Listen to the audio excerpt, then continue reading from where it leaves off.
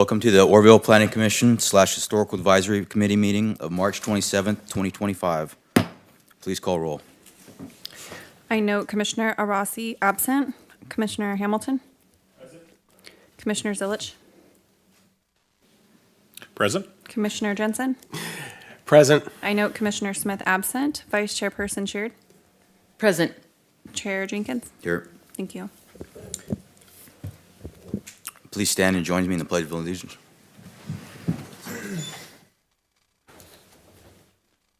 Pledge. I pledge allegiance to the flag of the United States of America and to the republic for which it stands, one nation, under God, indivisible, with liberty and justice for all. Thank you. Please be seated.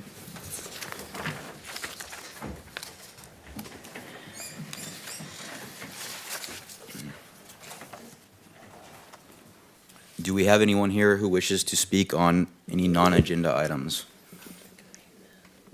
Is that for non-agenda? We have no submitted cards for non-agenda.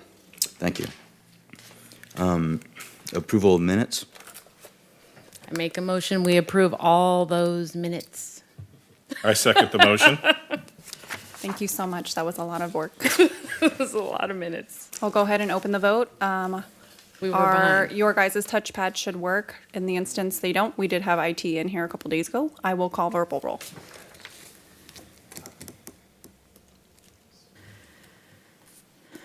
Mine's a yes. Okey doke. Motion passes unanimously.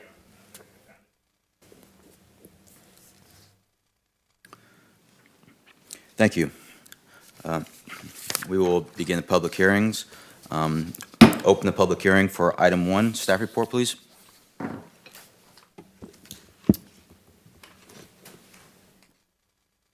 Chair Jenkins, just to let you know that the applicant has withdrawn use permit UP 2506. Okay, thank you. We will close item 1 and open the public hearing for item 2. Staff report for item 2, please. Thank you. We are pulling that up right now. Good evening, Commissioners. Thank you for being here tonight. We are going to discuss a use permit, actually 2 of them, for mobile food vending villages. This is a land use that is new to the city of Orville. We do not have any locations that are currently active food truck vending villages. The ordinance is a recent amendment to our Title 17, and we are allowed to have 3 of them with a use permit. We have an applicant who submitted 2 different applications for 2 different food truck vending villages. This is the first site plan. It is for a location on Feather River, approximately a little bit south of the cinema that's out there. The applicant is proposing to have about 4 food trucks with 4 dedicated parking spots for those trucks. Next slide, please. The next location is near Home Depot. It's on the corner of Nelson and 3rd.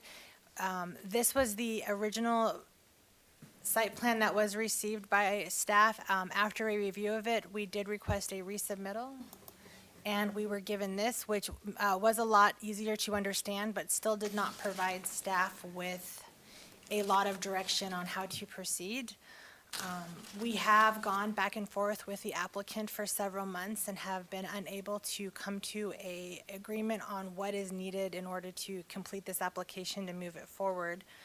And so at this point, actually, staff does not feel we have been able to make a determination that that either location will meet the intent of the Title 17. We cannot determine if we can protect the public health, safety, and welfare. And so we have conditions. We are recommending approval. I would like to make that obvious. We are recommending approval of this subject to the draft resolutions that were provided in the report. We have added conditions to these that are new. You don't normally see some of the conditions you see in these resolutions, and that is because we are asking for conditions in order to allow us to get to the next step, which would be a site plan that we feel comfortable analyzing and working with. And so there are conditions reflecting that in both resolutions. And so, next slide, please.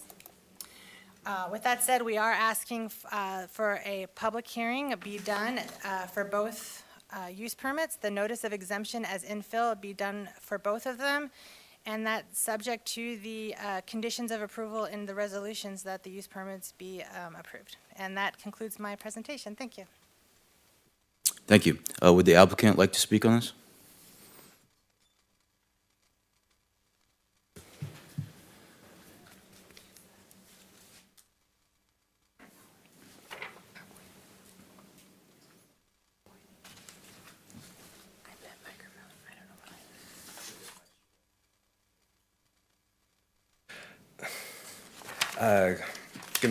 Good evening, Commission. My name is Scott Hubbard. I know you've read the packet, so unless you have any questions for me, I'm prepared to submit. Thank you. A little bit later, we might have some questions if you don't have another presentation. Nope, that's it. Okay, all right, thank you.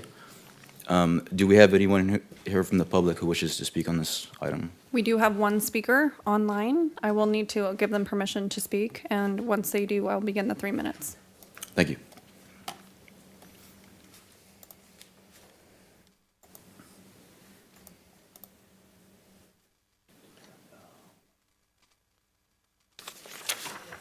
Brad, can you hear me?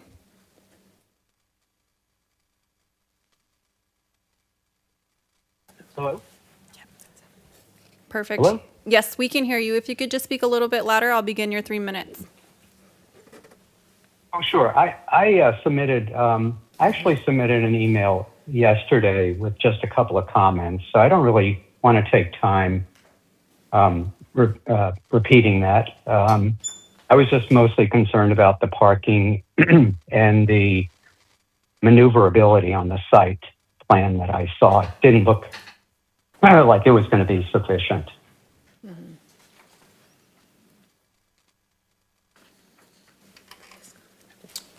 Thank you. And commissioners, Thank you. if you will note, the public comment was printed and put on the dais for you to read. Yes, we read it. And it's for the one that just has the 4. Because there's That's correct. 2. There's one that has 4 and then one that is really full. Okay. Okay.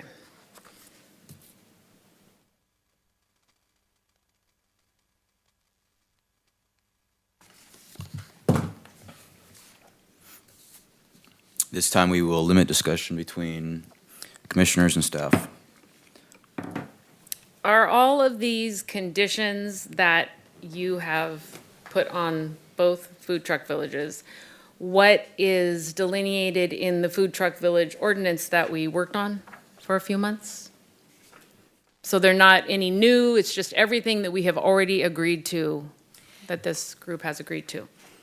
That is correct, yes. The only thing that you will see that is new would be the section of, apologize, give me just 1 second to make sure Okay. I get to the right resolution.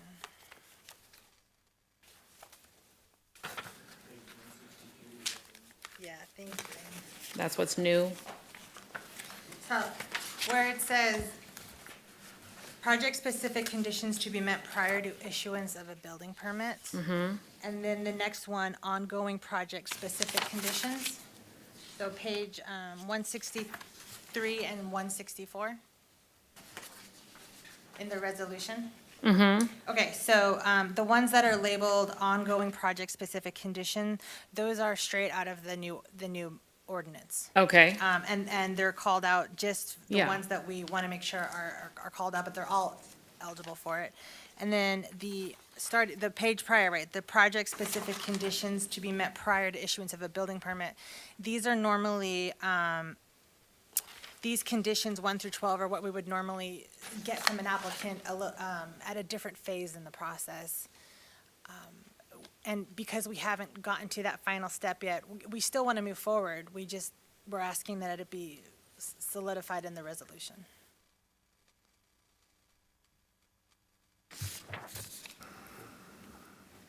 Well, what have been the issues? It sounds like there is some issue either with communication or with something. I mean, it was kind of hard to tell what, I mean, we could tell that there's a lot of history going on because it went on for pages, and I admit, after a couple of pages, I skipped through it.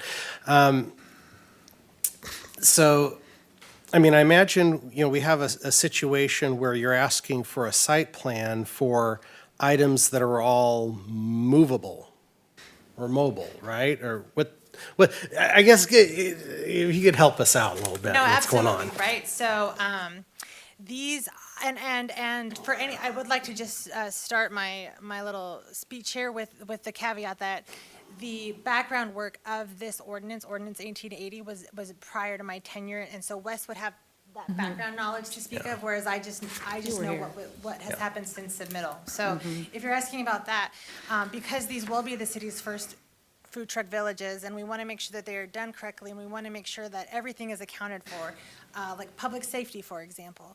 And so staff would like to see a site plan that shows a clear separation between where the trucks will be located and where people will park and where the pedestrians will walk, and how those different paths of travel will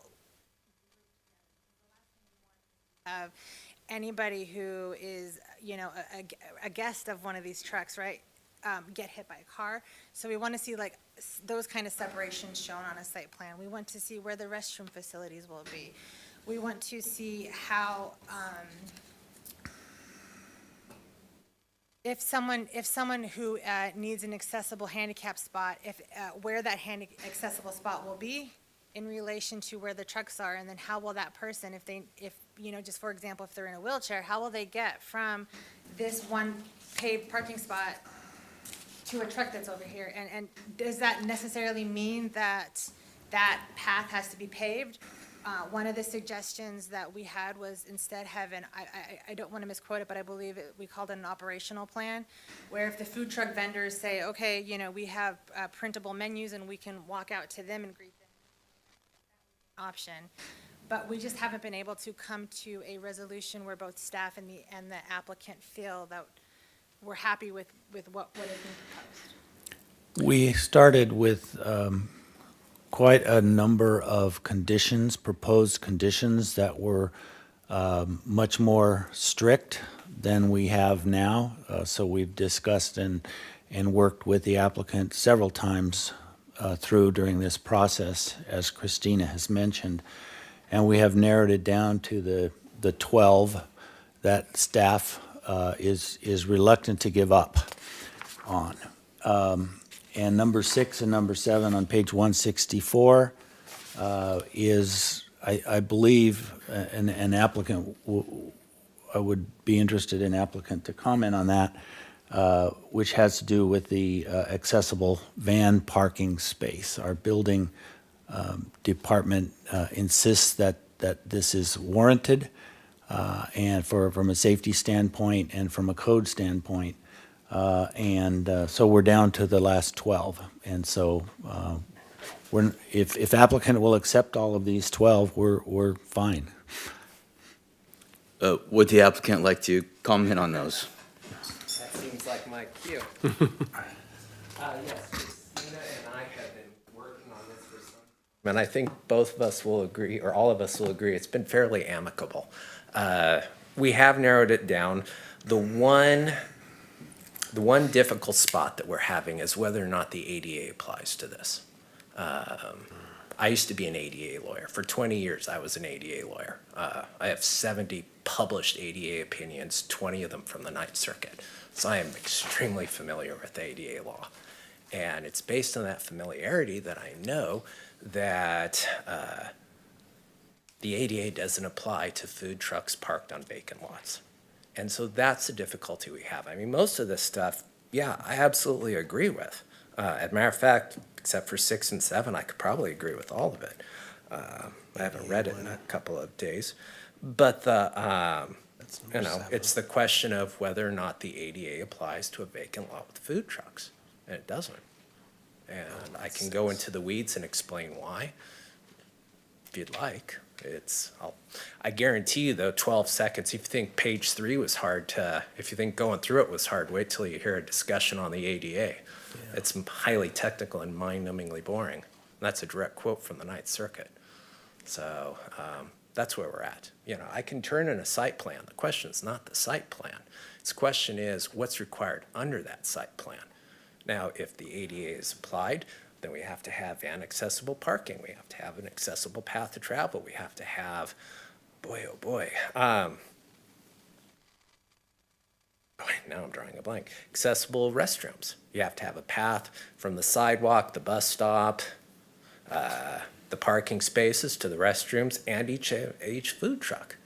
But as I said before, if you look at the ADA, if you look at the requirements, food trucks aren't included unless you have a certificate of occupancy and a building permit. The ADA doesn't apply at all.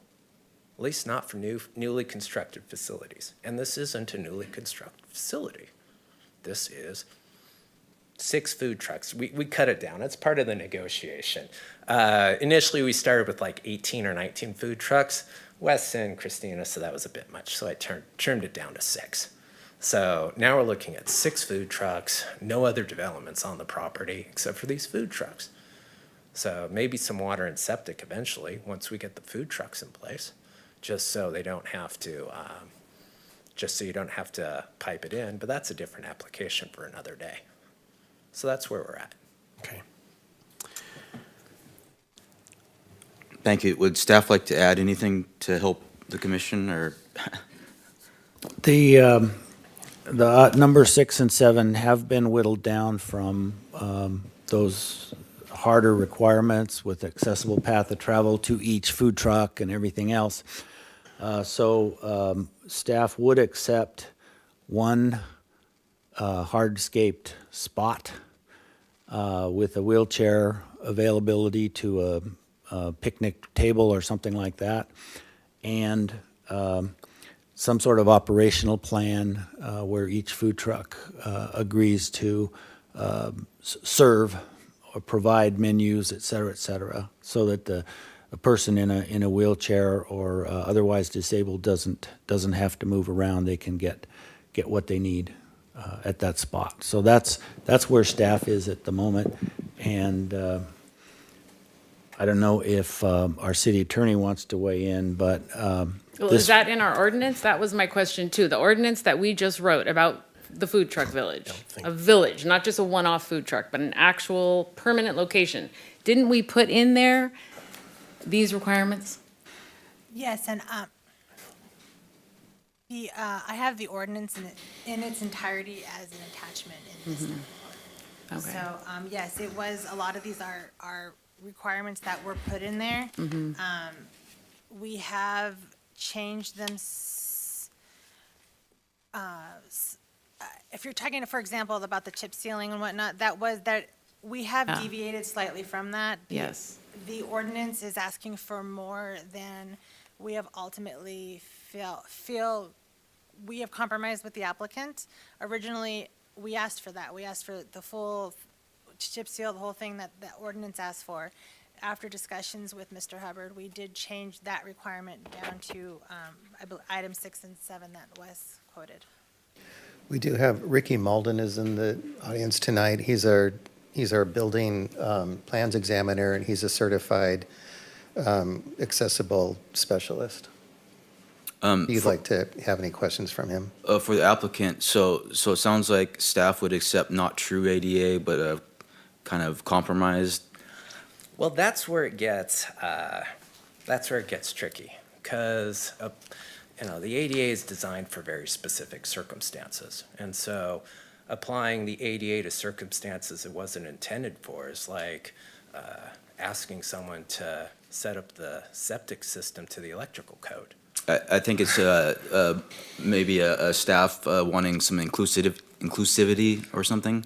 My mom was in a wheelchair. I absolutely get inclusivity, and for 20 years I was a plaintiff's lawyer. I filed thousands of cases on behalf of the plaintiffs on circumstances like that.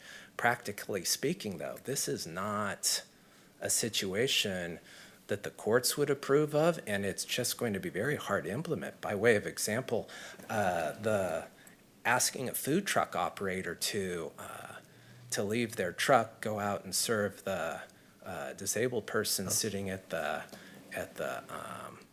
table. More often than not, they're sole people operating this food truck all by themselves. And so if they have to just leave the truck to go in and serve it, that might not be easy for them.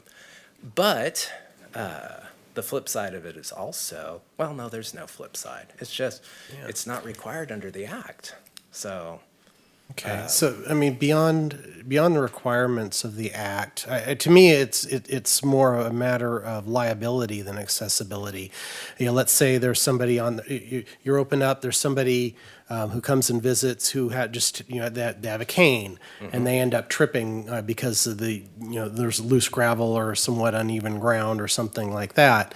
What's the liability? Do we as a city have any liability if we didn't require accessibility, or is that entirely on the village? So the city, in terms of the deliberative decisions that you make that are discretionary, so like this in a conditional use permit, those are protected by a number of different immunities or qualified immunities. So your exercise of discretion, it would not lead to city-oriented liability. The property owner could have some exposure to liability, I suppose, but those are very fact-specific. I will say that, a strict application of ADA, as the applicant pointed out, isn't necessarily sourced in somewhere like the building code in a situation like this. The decision to apply ADA-like conditions or restrictions comes from the city's broad authority to impose conditions on conditional use permits to protect members of the public who are availing themselves of a public accommodation like a restaurant or a food truck village or whatever it is where there's service to the public. So that broad authority is the source of, why you would deliberate over making these requirements part of the conditional use permit. To basically protect the health and safety of residents and prevent discrimination, those kind of, I don't want to say altruistic, but necessary measures to ensure public can participate safely in availing themselves of the services on site. So that's the source of it. Understand that, in terms of a strict application of the ADA, this isn't the foot that fits in that shoe necessarily, but the city does have broad authority to impose conditions like this, like those in the ADA, to accomplish those goals. can I build on something that Dave said? There's two prongs to this also. Number one, with regards to the city, both Congress and the United States Department of Justice never envisioned state or public entities within the state enforcing the ADA or its provisions. In fact, there are actually regulations and technical assistance manuals that says public entities, state public entities, shall not enforce the ADA.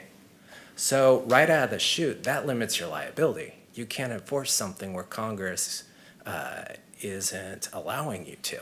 So you would, in essence, be off the hook. Number two, if someone's tripping on that property, I'm getting sued regardless. It doesn't matter if they have a cane, if they're playing football, if it's a homeless guy trying to break in, I'm getting sued. And the third prong to what we were discussing, and it dovetails, dang it, getting old stinks because your train of thought just kind of fades off. So I forget what the third prong, but I'm fairly certain is on the drive home in about 15 minutes. I'm going to remember exactly what I was going to say. Well, I have a question. How hard would it be if you only have 6 food trucks to just make sure that there is access? That's where life gets entertaining, because once you have the requirement, then the CASP inspector comes in. They have very highly technical, detailed requirements for every aspect of everything that has to go in, from the height of the toilet, from the width of the path of travel, to the surface material, to the slope of the access aisle that the van deploys its wheelchair lift. All of it is highly detailed, highly technical, and which is why they incorporated it into the new construction requirements. It was intended for buildings. It was intended where you would have a structure, a site plan, a certificate of occupancy, a building permits, where people are hammering and they're taking those precise measurements. When you're dealing with food trucks that are mobile, that are temporary, that aren't used, that aren't going to be there. One of the requirements that they, by way of example, if you look at the new 2010 standards for the ADAG, it does not apply to temporary, this is going to sound odd, amusement devices, roller coasters, gravitons, the ones that spring around, merry-go-rounds. If it's a temporary amusement device, it falls outside of the ADA standards under the new ADA standards. But once you get a certificate of occupancy and a building permit and you make that thing permanent, then the ADA kicks in. And that's according to the Department of Justice. If you apply that same logic here, if I put food trucks on a vacant lot, they are by definition temporary and they fall outside of the scope of the ADA. But once the cement goes down, the pillars go down, it becomes a permanent fixture, then we are all having a much different conversation. Then everyone's absolutely right. The ADA applies.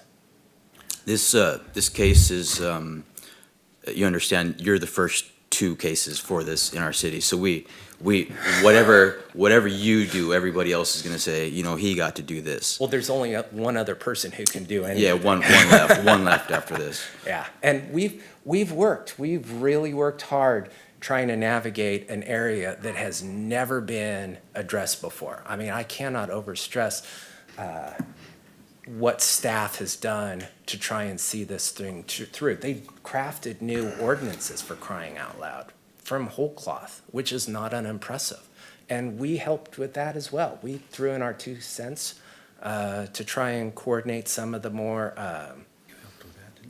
just try and make things run a little smoother for everyone. So, it's just a question. Staff and I disagree on the law. And that's, at the end of the day, that's all it boils down to. So there is an answer to an earlier question by one of the commissioners. Is the accessible parking specifically in our mobile food vendor village ordinance? It is not specifically there. There is on page 101, number 8, the parking discussion. It's, and basically it says, other hard surfaces may be approved by the zoning administrator in the conditions of approval for minor use permit. So that goes back to the city attorney's statement that the city has discretion to require that or not. Thank you. He just reminded me of the third point. There might be a constitutional issue too, and this is not something I want to delve into, but it's an issue that I've dealt with a couple of times, and that's conflict preemption. If Congress intended something, can the states pass a law that runs contrary to that? And so implementing the ADA in the situation where it was never intended, would conflict preemption occur?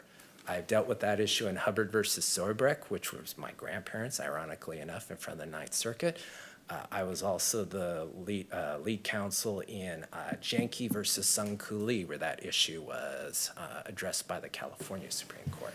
So that's another issue that I would much rather negotiate with the city staff some more, because they're fun to negotiate with. But that's another prong that's, we're gonna have to deal with. Do you have another mobile food truck village now? Nope, I own the Rock and Brews in Sacramento at Cal Expo, and I have 3 food trucks. That is the extent of my connection in the industry. I also own the Arco station here in town. And what drew you to Oroville to I do? own the Arco station here in town. Okay, so that's why you wanted to be. And so we are only allowing 3, and this would be, you would have 2. of them. Yep.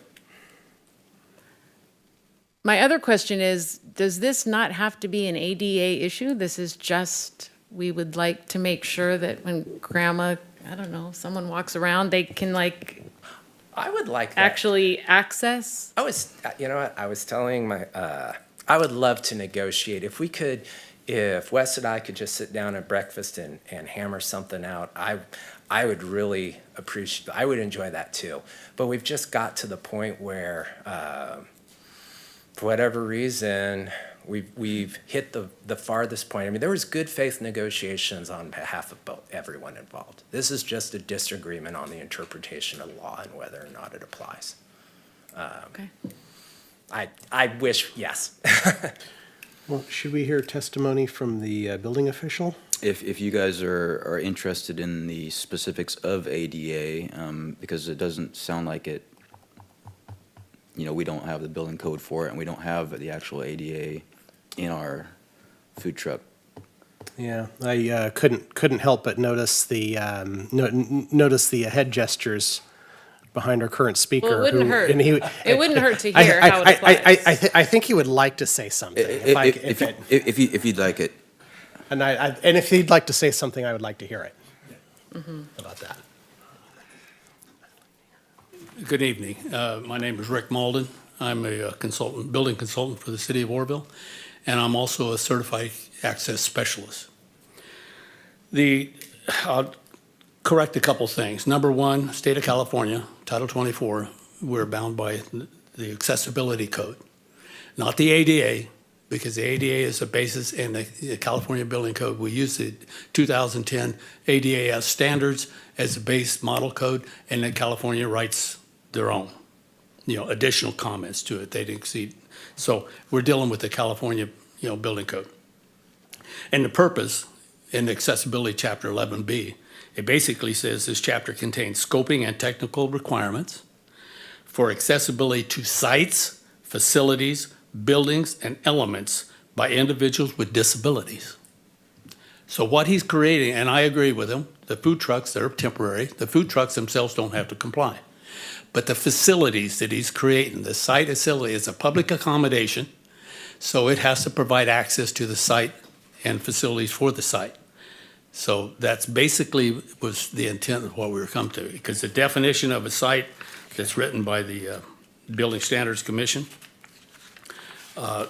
basically says, it's in italicized because it's, whenever you look at the building code, anything that's standard text, it's the standard ADA, standards.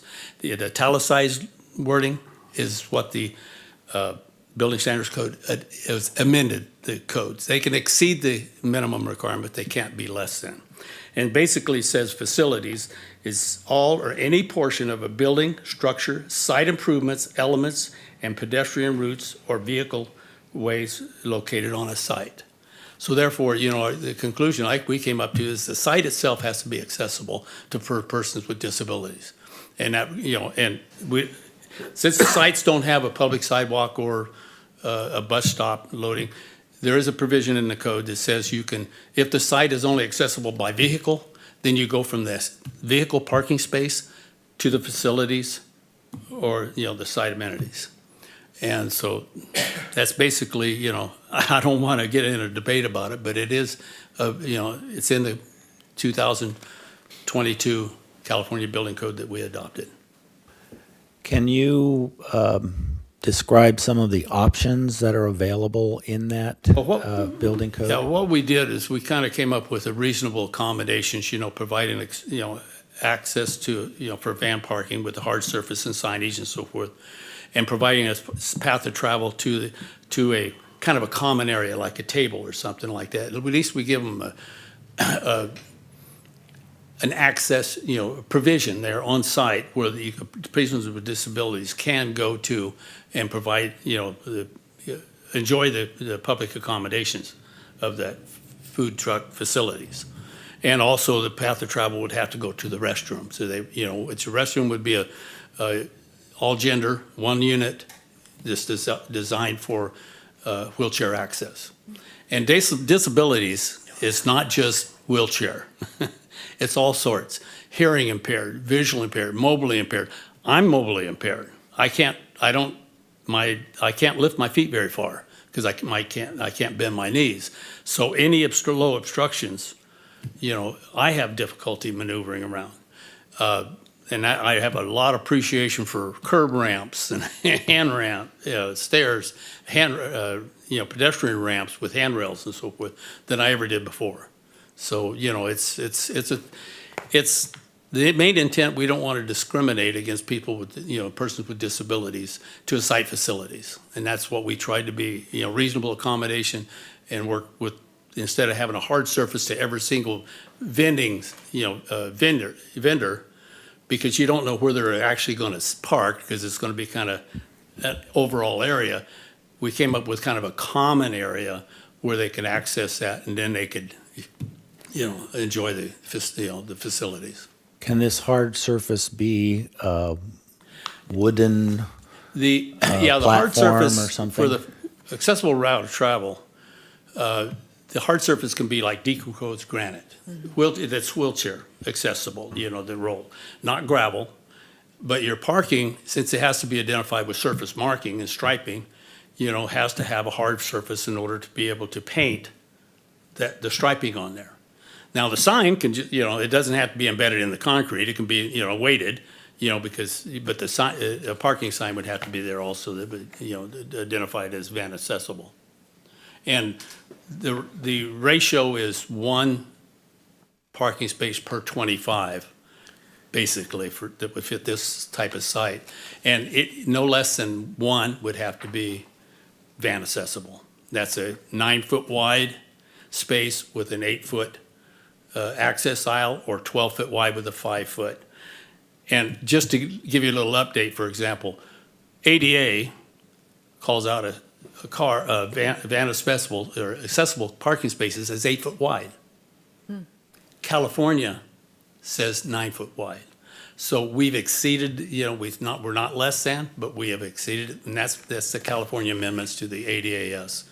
And we utilize the, we call it not ADA, it's accessibility requirements for California. Okay. Thank you. Thank you. If I make a couple of comments? Sure. I'd like to hear, because I have questions, actually. While I was talking, and unfortunately I couldn't, so the exact code section escapes me, and I hope you'll forgive me.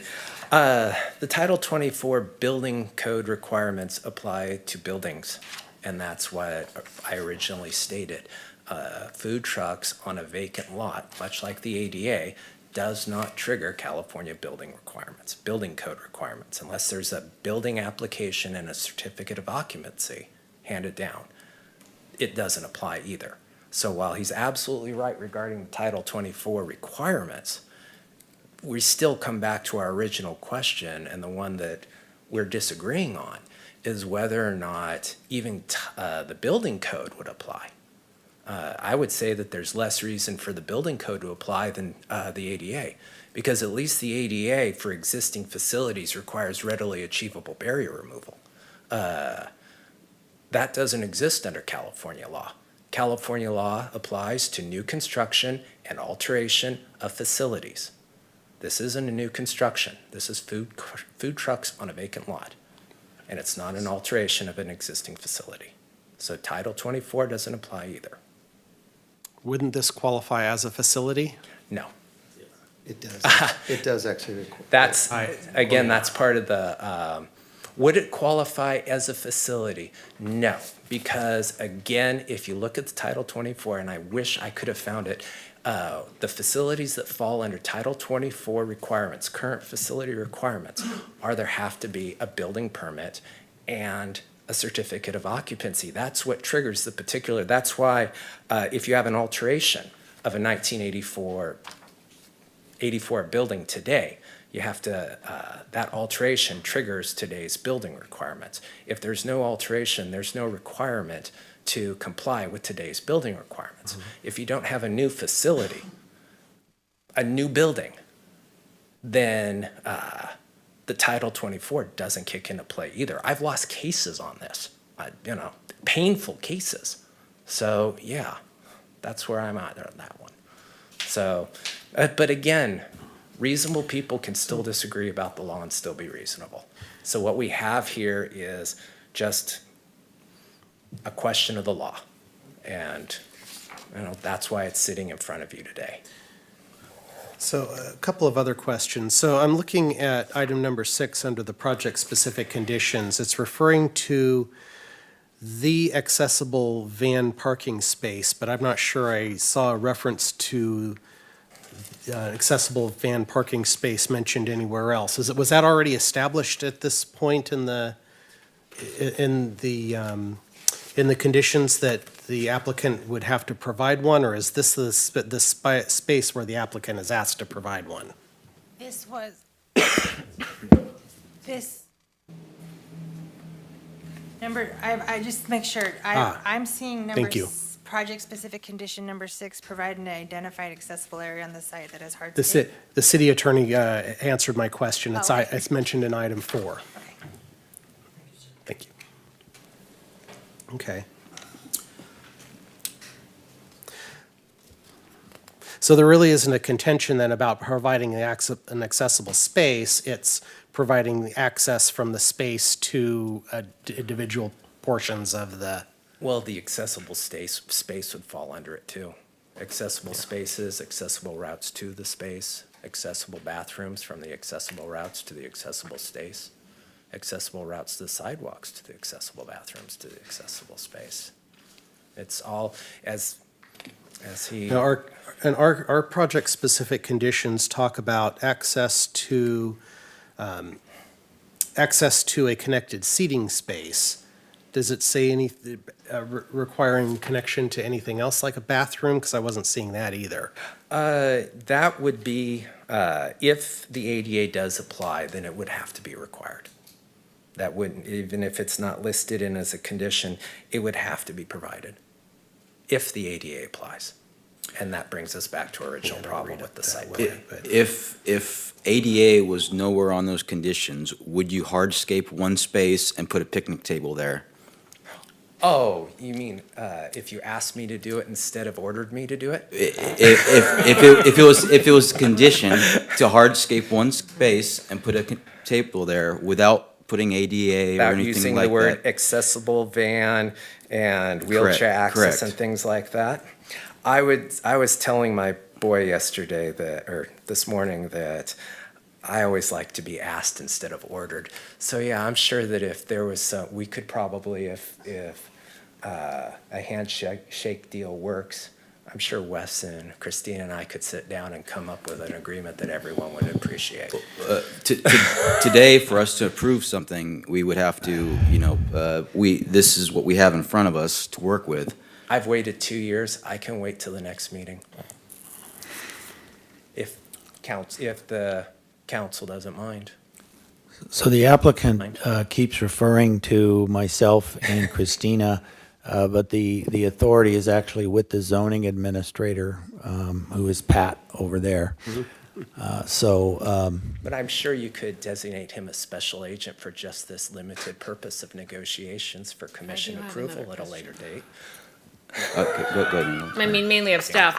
Why did we eliminate, I remember when we wrote this ordinance, I remember the goal was, we want a cool food truck village, like high standards. I don't want it muddy. I really like the idea of something solid all over the whole thing, because it was going to be a permanent area to support trucks that come and go. So that was the goal that I remember, and I see now that we've changed it.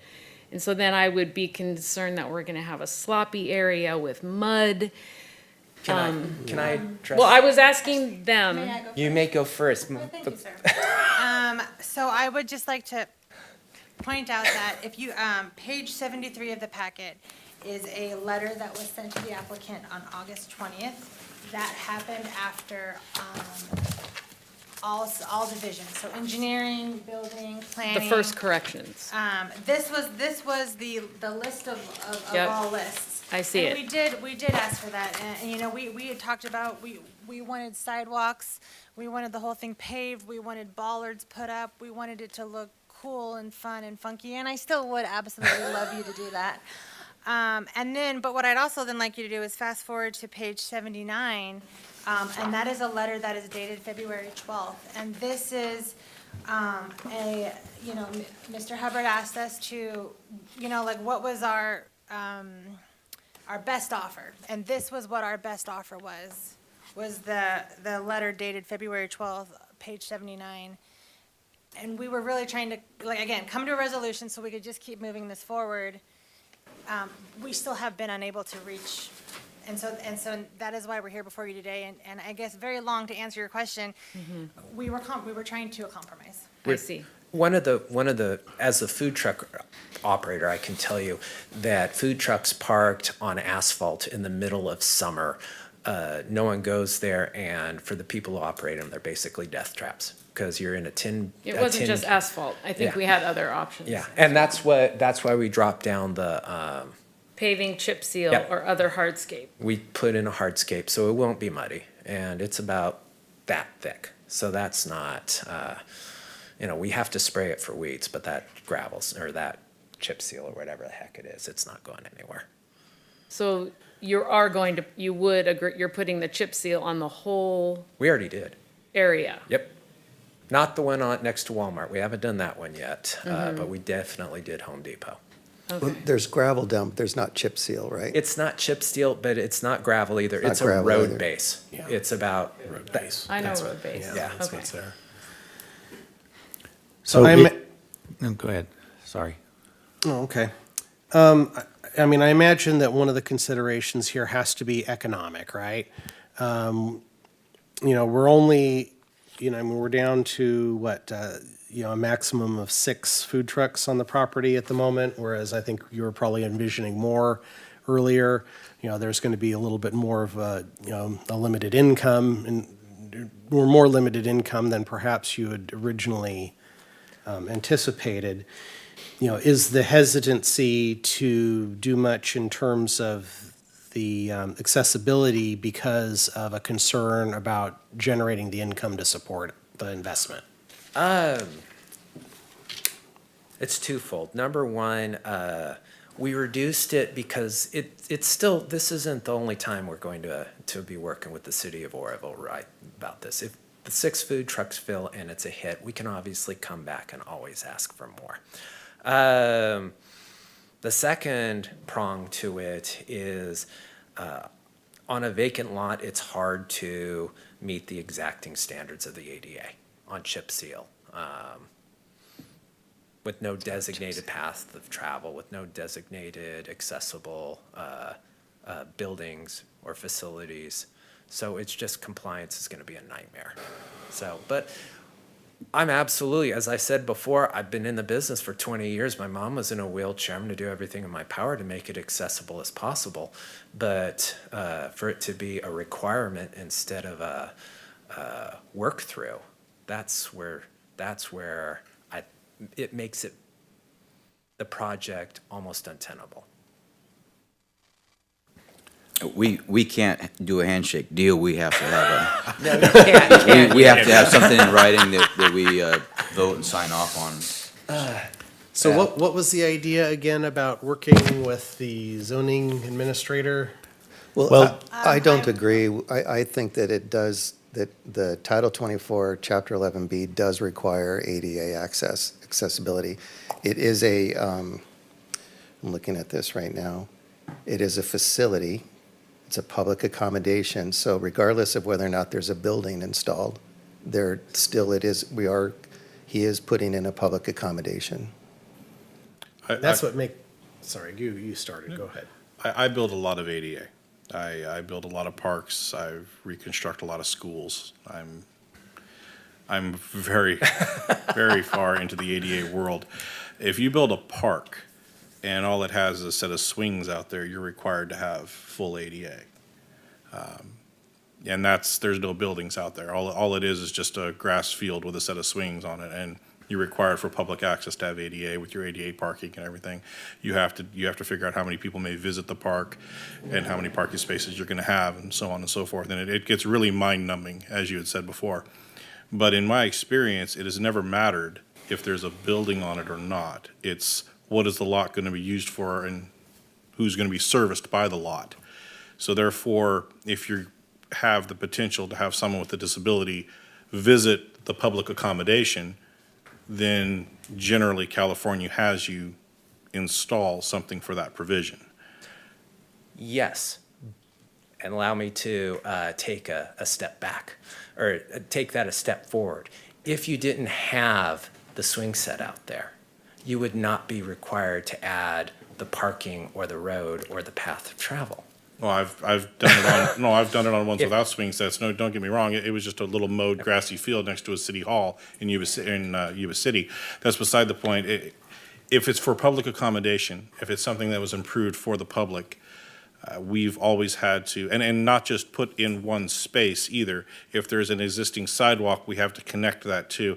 And it is a slippery slope to go down too, because I can understand from your point of view, if you put one ADA parking space out there and it's not connected, at that moment, you have now opened a doorway that somebody could say, well, why isn't that connected to the sidewalk? And why isn't that connected to the other food trucks? And it is a path that you could be opening a door to a slippery slope with somebody could come at you with an ADA lawsuit. And I get that. So what I'm worried about is that if we allow something small, if we say, go ahead and just put a parking space out there, I understand that it's at our discretion and such, but I would still feel that there would be a liability that we're not following everything 100% as California would require it. Because even if it's a grassy field that just gets mowed periodically, we're required to put in handicap ramps and so on and so forth. Title 24 doesn't apply to food trucks either. So a vacant lot with no food trucks on it wouldn't trigger, or vacant lot with food trucks on it doesn't trigger Title 24 requirements. That's why none of the other food trucks, that's why the food trucks aren't being sued right now by disabled plaintiffs for failing to provide accessible routes of travel to the entrance, to the truck, accessible parking.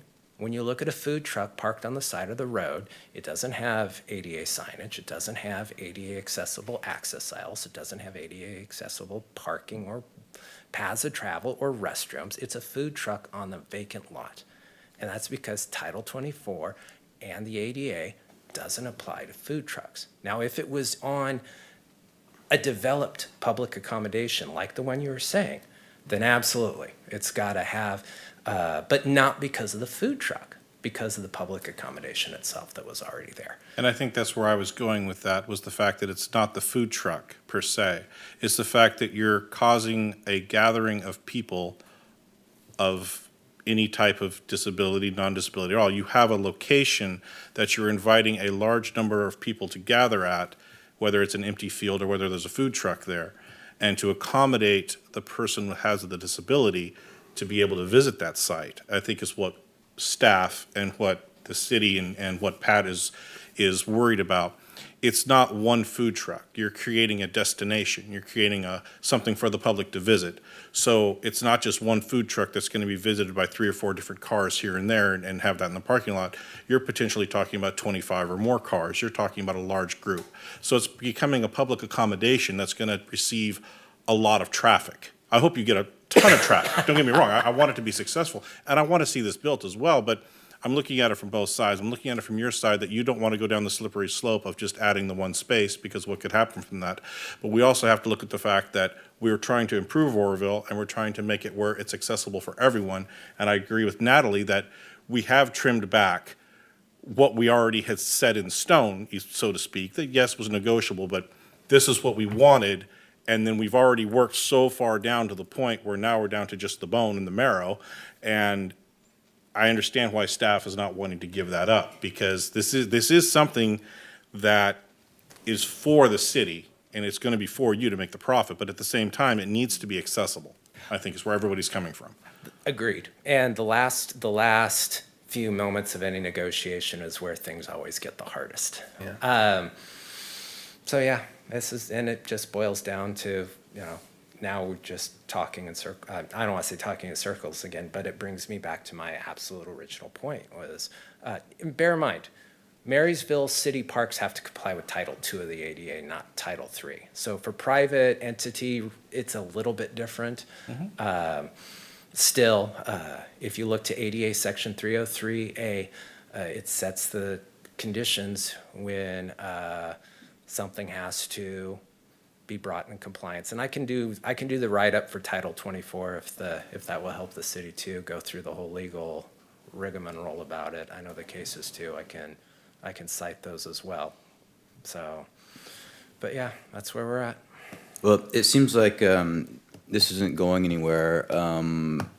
Would the commission be okay just to continue negotiations with staff? Well, no, I feel like this has been going on for a long time. What are we being asked to decide? Thank Well, you, that's, well, was the- gonna be the- that's my next the- question. The applicant isn't happy with the conditions, Okay. so approving the conditions isn't gonna work. He's not happy with two of the conditions. If we take a vote. The city wants the conditions, the applicant does not. Can I make a point? If someone came in and they wanted to install a roof without a permit, or they didn't want to have their inspections, we would have to tell them no, because the code requires that. So in my opinion, the code requires this as a public accommodation. So now we have a debate about whether or not that applies. But I don't, as the zoning administrator, if it's going back to negotiation, I'm not moving any further than that. So you guys can make a choice about whether or not we follow the law for Title 24, Chapter 11B, and let them move forward with that, or not. I mean, that, Yeah, I mean, the applicant would like to negotiate. This could just be a stall out. yeah. And I'm sorry, I didn't mean Go to ahead. interrupt.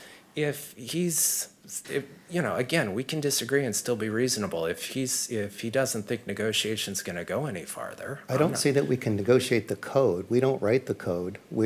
I don't make the code. I'm only hired to uphold the code. So I don't see how I can negotiate the code. So I would suggest vote on the current resolution that you have before you, both of them, and I'll just exhaust my administrative remedies. It might just boil down to let's hear what the city council, who's ultimately has responsibility for interpreting the code, let's just pass the buck up to them. Let them figure this out.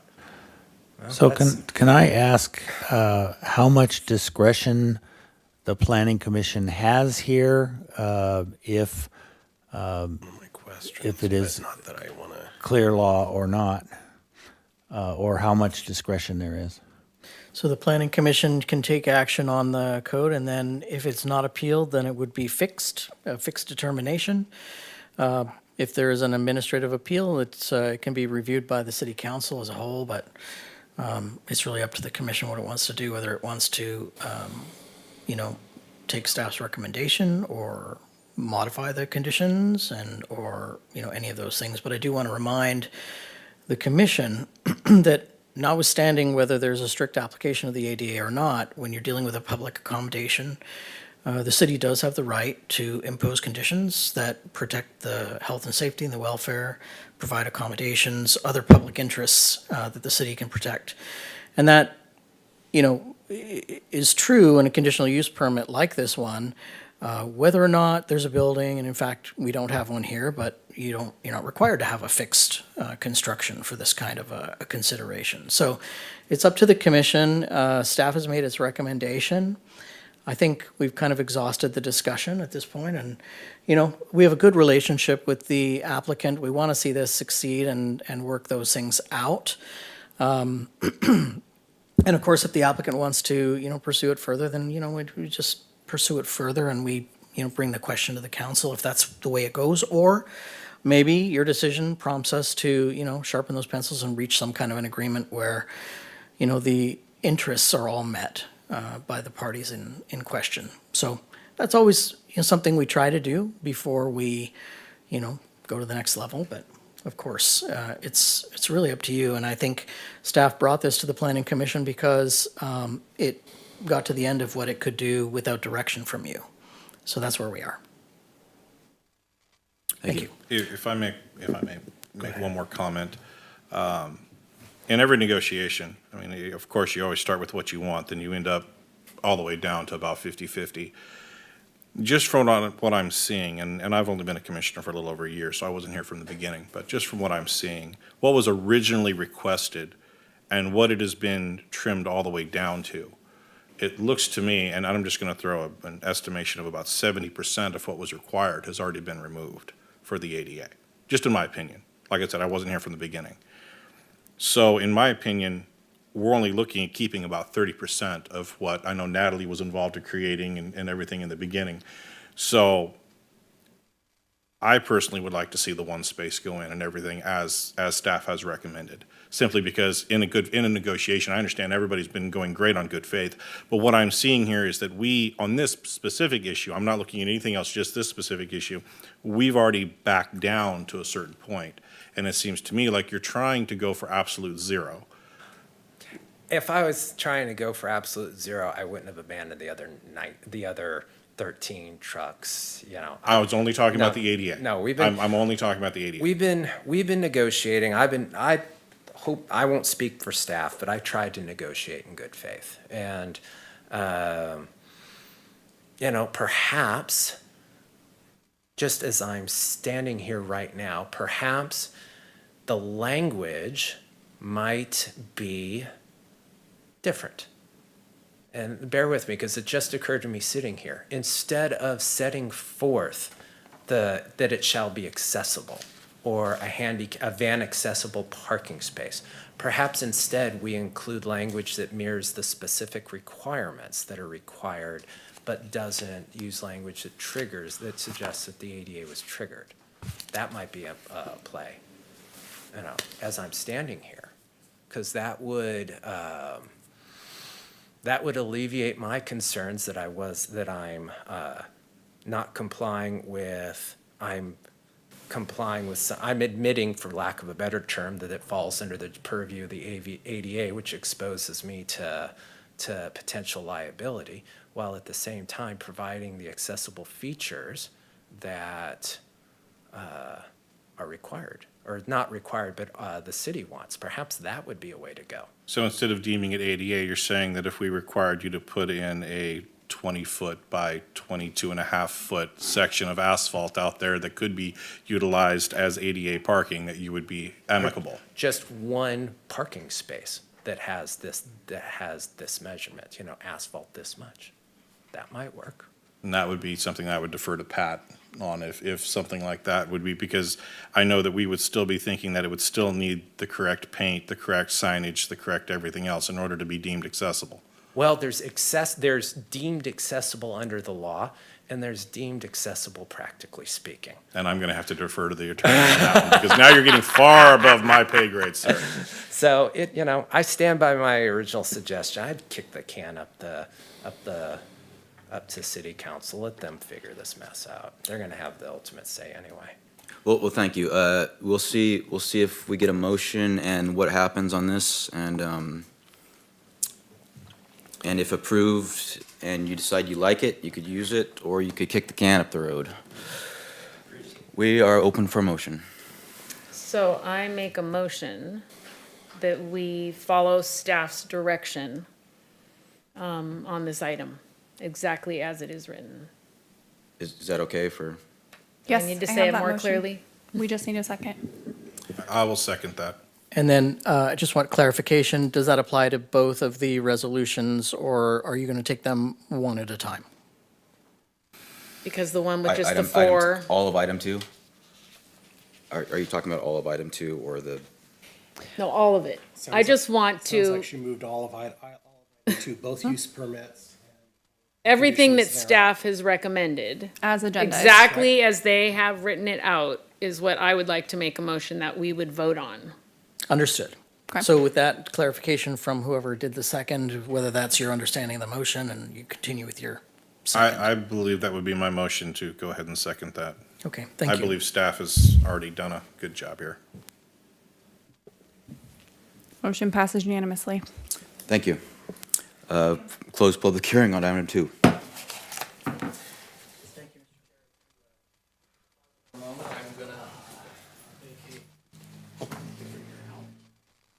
Did we didn't have the pet place? They withdrew. Okay, that was the one that withdrew, okay. I expected you to go to dinner. No, because I'm not in the chamber, Downtown Business Association. And we haven't met our new commissioner. It'll be the staff report. Yeah, I think here are different than, Yeah, So are we on number 4 now? I think, which is number 3 on oh, okay. we got it. I just, because I'm not allowed to talk, I just don't like the attitude. Is that a?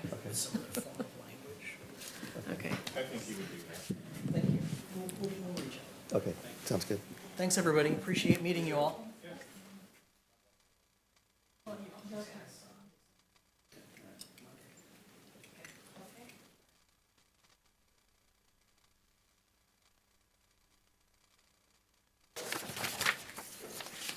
How about that? On to regular business, item 3. Yes, the agenda I have is a revised agenda. It says it's item 4, but I'll speak to either.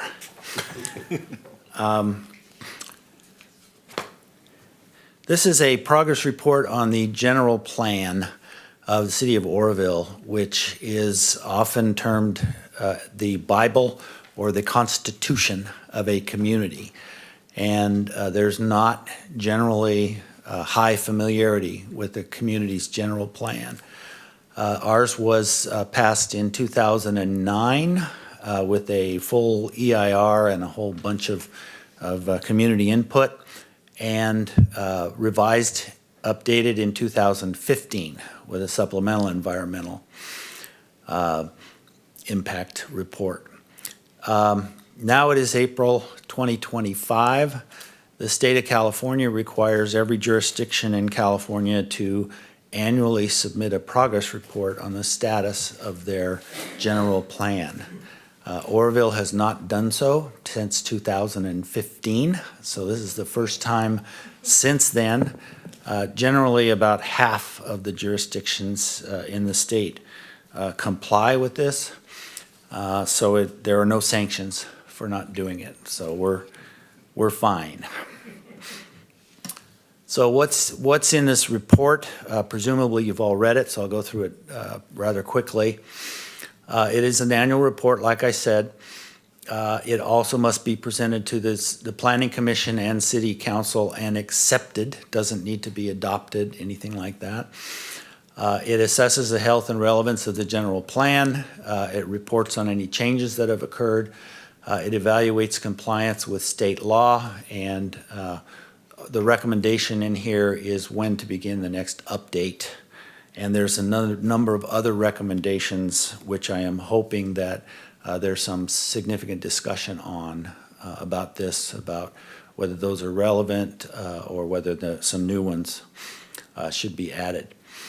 So the general plan has a vision statement, and our vision statement is here: a thriving full-service community where residents enjoy a high quality of life that can find well-paying jobs. Oroville residents will have a choice of housing to best suit their individual lifestyles. Safe, beautiful neighborhoods and community parks scattered throughout the city, and pedestrian and bicycle trails will provide access to the Feather River and open spaces surrounding Oroville. Business vitality, residential growth, etc. So that is a very lofty vision. Many communities, many jurisdictions have similar visions, and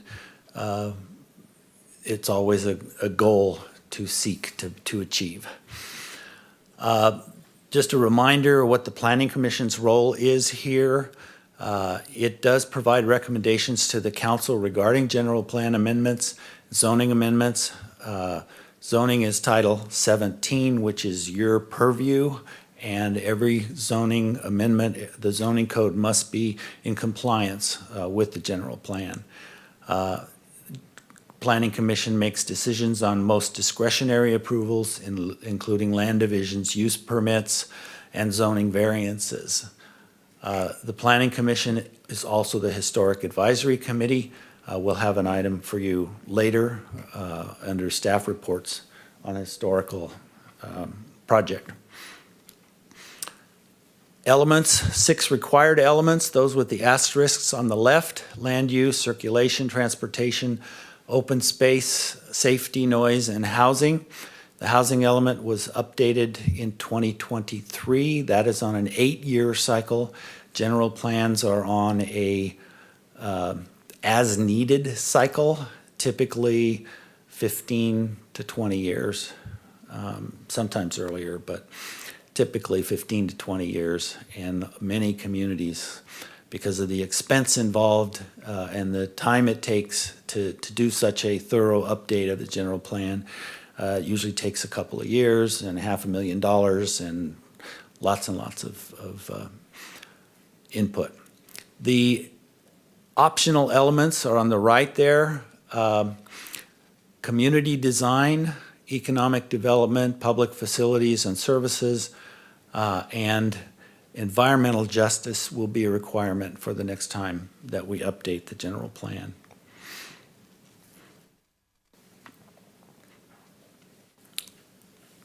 Have I got a map? Guess not. So we have the general plan land use map in your packet there under slide number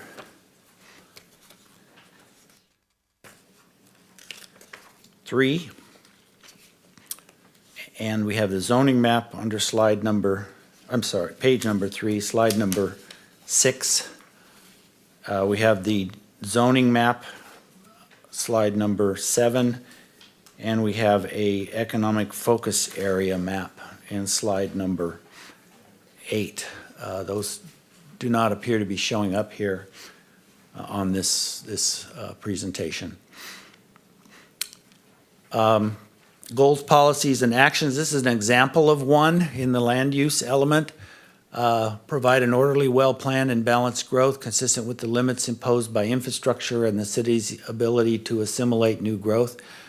Very rational types of policies, goals. They're all that way within every element.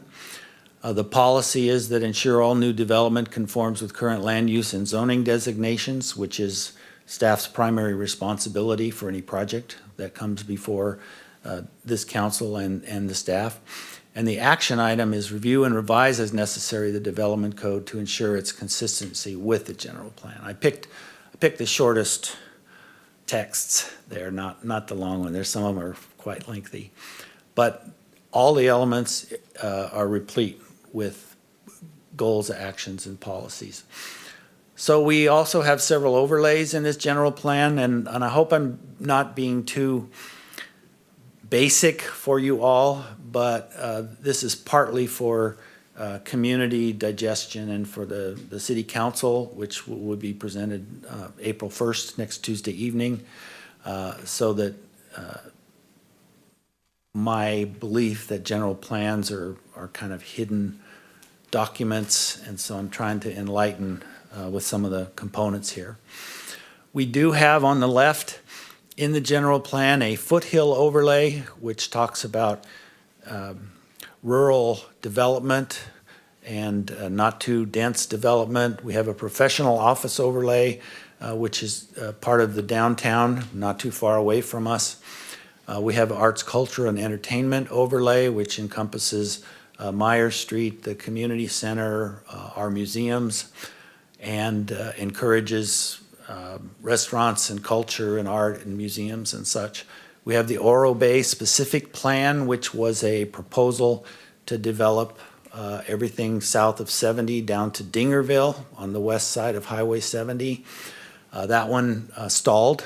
There was actually a project proponent for that, but it is in the general plan. There's Oro Bay, that was the Rio de Oro specific plan that I described.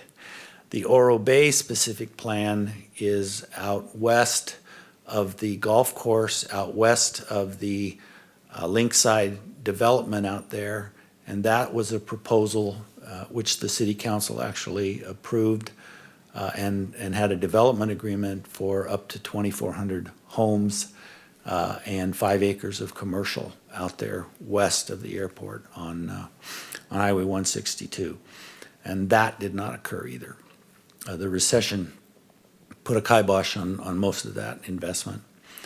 The South Ophir specific plan is south of Ophir. It's all our industrial area south of Ophir, the purple on the map. And that has not been finalized or fixed, but the general plan does state certain expectations about what gets developed down there.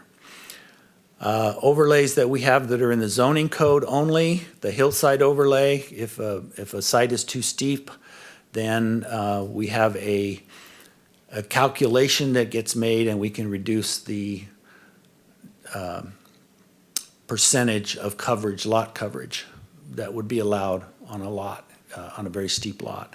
A downtown historic overlay, which you folks are quite familiar with, airport area of influence, mini storage overlay, which you have invoked recently with Tyler Edwards mini storage project. The Oro Dam industrial conditional, that's when we rezoned the 39 acres that the Seidenglances own on Oro Dam Boulevard and limited the amount of tall development, industrial development that can occur exposed to Highway 162. So it all has to be back off. The Martin Ranch Plan Development Overlay, that was done quite a while ago. There's a housing development up north of town, up at the North Table Mountain. And then the Vets Housing Plan Development Overlay, which was the 11 or 12 at 711 Montgomery, which has a plan development overlay, has specific development requirements that can deviate from the zoning code as long as it's approved. So others that key off the general plan have to be consistent with the general plan. I don't know what kind of timing you're interested in, how much detail you want me to go into, but the zoning code is the workhorse. That's what we use on a daily basis, always. There's others, the design guidelines, which we look at anytime there's a new development. The local hazard mitigation plan, which addresses our response to hazards such as flooding and fire and earthquake and such. Bicycle transportation plan, which does exist. It doesn't seem to be a high priority in Oroville at this moment in time, but some of our commissioners might be quite interested in that. Feather River Boulevard revitalization plan between Montgomery and Oro Dam Boulevard and some various others. Now the general plan, how much has it changed? Since 2015. We went through a recession, we went through COVID, very limited investment during those periods of time, so very slow growth. The growth occurred when the Camp Fire occurred, when Paradise,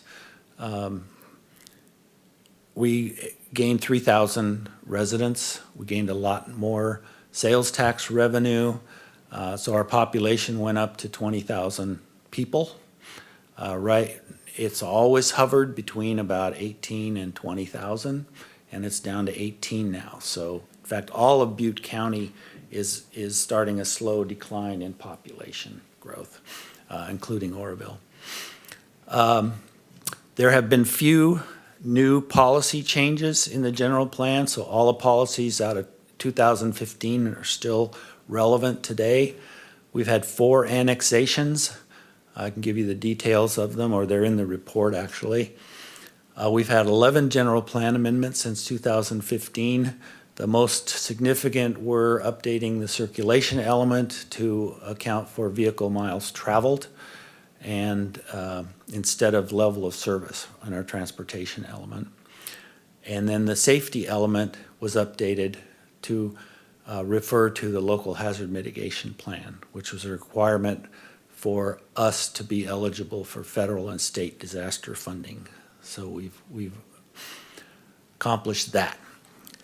So after 10 years, the general plan is still in good shape, does not need to be overhauled for a few years. Now that's my assessment, so if anybody else has a different opinion, you're welcome to so state. And so I'm going to suggest that we don't start the next update until about 2028, which is about 15 years or so from its adoption. Moving forward, I'm recommending that the general plan be consulted more often because there's wonderful stuff in there. It's just always behind the scenes. Consider rezoning the area around Walmart from M2 to C2. There's been a lot of interest and a lot of new projects down there that are more commercial, and there's a lot of M2 zoning down there. Continue the global rezoning of South Side. There's a lot of C1 and C2 heavy and light commercial zoning down there on Myers and in that area where there are residential buildings that have been there for a long time. We think that that area is better off with neighborhood mixed-use zoning and some other less restrictive commercial zoning down there. Revival of previously approved housing subdivisions before the general plan was adopted. There were 2,500 homes approved in a dozen different subdivisions, and only a couple or three of them have been built since then. So we continue to try and recruit new builders to build these subdivisions that have already been approved and already been zoned in the general plan for that. Improve pedestrian and bicycle flow throughout the city.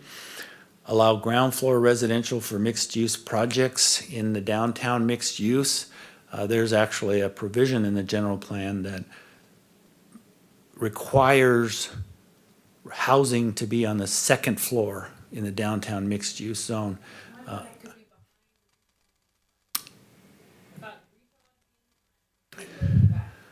It's not happened, but we'd like to change that. It's a tweak. It's a tweak. Actively promote downtown revitalization efforts. That's general plan goal land use number 2.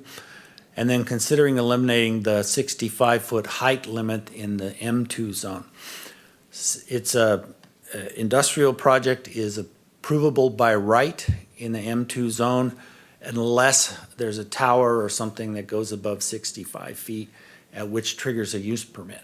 So we've got some projects going. The Yosemite Clean project was one when it was in the city's jurisdiction. We've got a couple others that would like to have stacks, and they would go above 65 feet, and it would be more convenient. On a huge project like that, though, a use permit isn't like, a use permit is to a pet store. Good point. Good point. But It's more of a paper thing, yeah. I take it the listening session this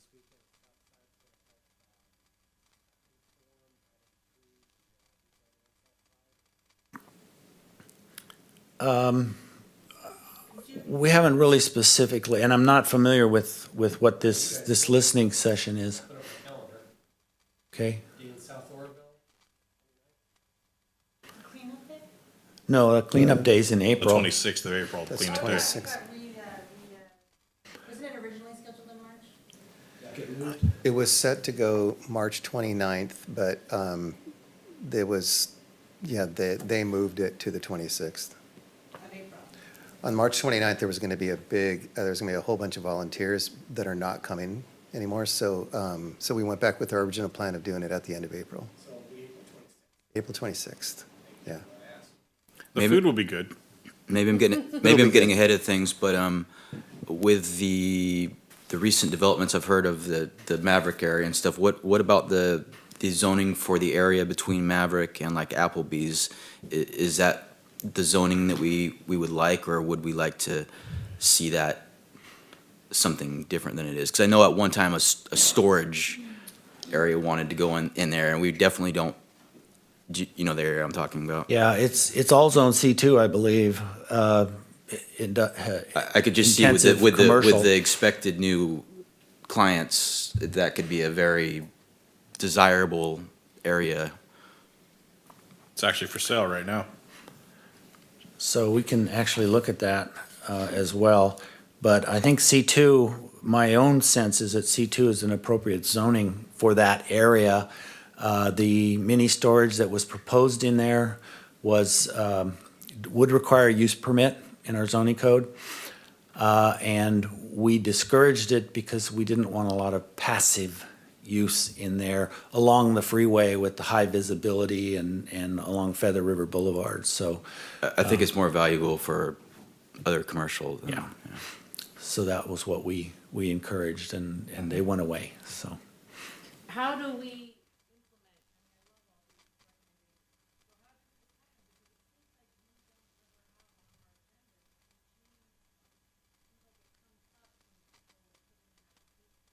And the zoning is off. Something we get to look at? Would you like to? So we, Add it to the agenda. so you are talking about the great opportunity between staff's availability to do these things and applicants' submittal for their own, developments and growth. Wes has a lot of really cool maps in planning that predate me of his ideas, especially for Southside. Like, think of adjacent to Myers, where it's zone commercial, but it's actually a lot of residences, and it's a wonky area. And so Wes has some really good ideas for that, but we just haven't had the ability to move forward. But I'm sure you are well aware of the fact that we have a desire to. So is there an opportunity to add to our agenda, like sporadically, a little thing called Wes's Corner? And where we could go over something? To the agenda. Well, because I'm all for changing something for the betterment of the community before a business has to approach us and ask us to do so. If it makes sense, those are the common sense things I think we need to change. Yeah, I would agree with you on that. I mean, we got direction, and I apologize, Commissioner Jensen, if this was last month or the month before, but, we talked about the use permit for Mr. Fairbanks and how his area is zoned mixed use, but the reality is that it's a pretty solid light industrial area. So you gave us direction to look into rezoning that area, and it is on our list to do, but sometimes we do need to be given that direction in order to solidify that next step. It's a matter of bandwidth, and the Planning Commission is certainly within its purview to instruct staff to embark on certain projects. So, Well, this is something you already have in the works, right? You already have some thoughts. we are considering a couple of things. One is sort of a comprehensive review of the entire zoning code to see where all the changes. I think our list has something like 25 or 30 different potential changes. There's a couple on there, yeah. Yeah, so that have come up, when conflicts have arisen. So it's just a matter of getting to those. And The last consultant that did it, it seemed like they just kind of blocked out areas without individually examining things, and they changed some zoning from some stores and some things like that without knowing it, and then the owners had to come in here and be like, why did you change my property? Oh, They weren't examining every individual parcel that was being changed. right. the correct process is, which we did, followed when we rezoned across the street, the old Ford dealership, was to inform all of the neighbors and make sure it's a public hearing and all of that appropriately noticed. And we did in fact get a couple of adjacent landowners that wanted theirs rezoned as well, so. And the YMCA we just did, yeah. Would this be something that we could put into effect that maybe twice a year? That would give you guys 6 months to put something together, and then every 6 months, we would have a package of maybe a few areas that you've had the time to go through all the necessary steps, and then we could just rezone? It's a little more complicated than just, can we rezone it? I mean, because we do have to also make sure that it matches the general plan. Right. For example, if the general plan says the designation is supposed to be mixed use, we can't just change it from mixed use unless we also change the designation in the general plan. And I think it's a good idea, and I'm down for it if the rest of the staff is, but I do want to reiterate something that Wes just said, and that is that there's no lack of enthusiasm on our part for these changes. It is a lack of bandwidth. So we do need to be a little judicial in what we move forward with at any given time, but I think having a path forward that you guys are all in agreement with staff on would be very beneficial. Yeah, I think we just want to make sure that it's known that we would like to see some of the changes made with the zoning that keep coming up, and yeah, and I know you guys know that, but It's just nice Just, to know we're all on the same page. yes, I get, we get bandwidth. We just want to see what we can do, whatever we can do to subtly encourage you to move. Could we bring up, Super, I need black and white. You tell me what you want. And like, if someone on this one area? Absolutely. Numbers 2 and 3 and 5 are larger, more extensive efforts and requiring a lot of public input and such. So those are the bigger ones. The others are more minor, so we might be able to tackle those pretty quickly. Yeah, in the streamlining process that we're all involved with right now, one of the things I was actually looking at proposing would be the fact that if we know that certain businesses are looking at a certain area of town, if we get the applications or we hear the rumors that, hey, this zoning is not really correct for this, but we're getting a lot of applications from people who are interested in doing this right here, maybe we could rezone it ahead of time. You know, if you guys brought it to us, be like, hey, look, we have a lot of this particular type of store that's really wanting to move in right here. We're getting all kinds of interest in this location. Can we look at rezoning this ahead of time, knowing that these applications are coming? I think that would be great and proactive. There's another area which actually Brandon is interested in too. There's a kind of a transition between C2 down at Montgomery and Feather River where the Gold City Market is, and behind there, and then there's a couple of residential properties that are zoned C2 and vice versa. So that's an area we might look at cleaning up a little bit too. Mhm. So more suggestions. Any thoughts on that, or we're welcome to any time. Office, there's, my neighborhood basically is an office, which makes absolutely no sense in Yeah. a residential area. Just one block, maybe two? The language of the no, it's a couple of blocks in there. The language of office and what's her name, Julie Miller, I had to tell her no on a project at one point because of that office zoning was too restrictive, where I think like you said, if you have office downstairs or upstairs or housing downstairs or upstairs, what does it matter? So I think it could be an office overlay, make that more flexible. like on Montgomery. It does, So isn't that, but it's a little too restrictive. is that also Yeah. office overlay? Can I just make a quick suggestion that the zoning, I think looking at it holistically as you do in the general plan and then looking at thoughtfully rezoning areas is, what's the word, recommended. Because if you just rezone just to rezone something, then you're taking away this idea of the general plan and the zoning map in general, where you say like these things are good here, these things are good right here, and then you want to look at things as sort of long-term planning and what makes sense. You don't want to put things into places just because somebody wants to go there necessarily. Right. Right? Because you want to make sure that you have compatible uses that are next to each other, but also that the town flows and functions in a way that's pleasant, cohesive, that invites people to come in and keep on moving, that kind of thing.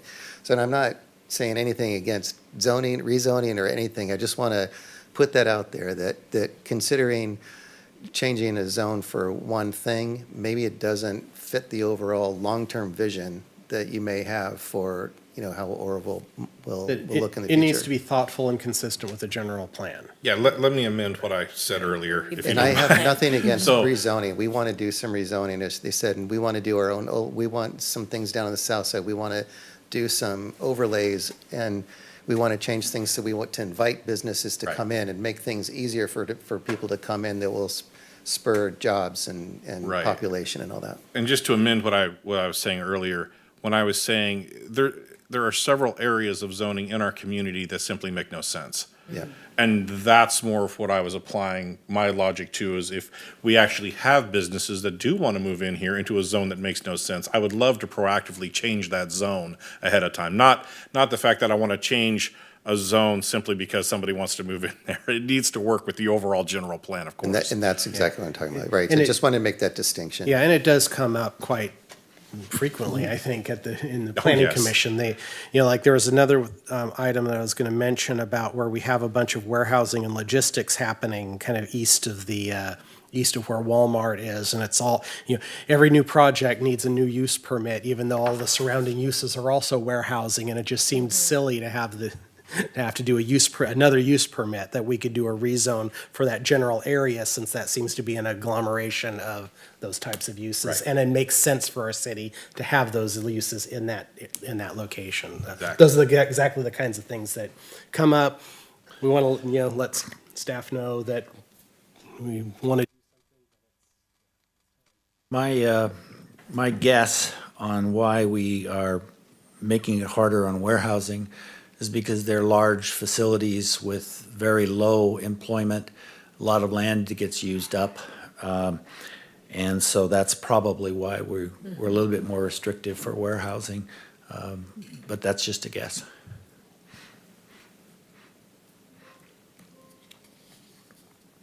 All right, so send us emails as you think about places that might be improved. There's opportunities. There's opportunities around the hospital, for instance, for a medical Yes, overlay, perhaps. I'm definitely in favor of that. There's lots and lots of things that we could do. There's a lot of mixed use development. Mixed use was in vogue in 2009, and so almost all of our heavy commercial areas have been zoned mixed use, and that might be a little bit of overkill now that markets have changed a little bit.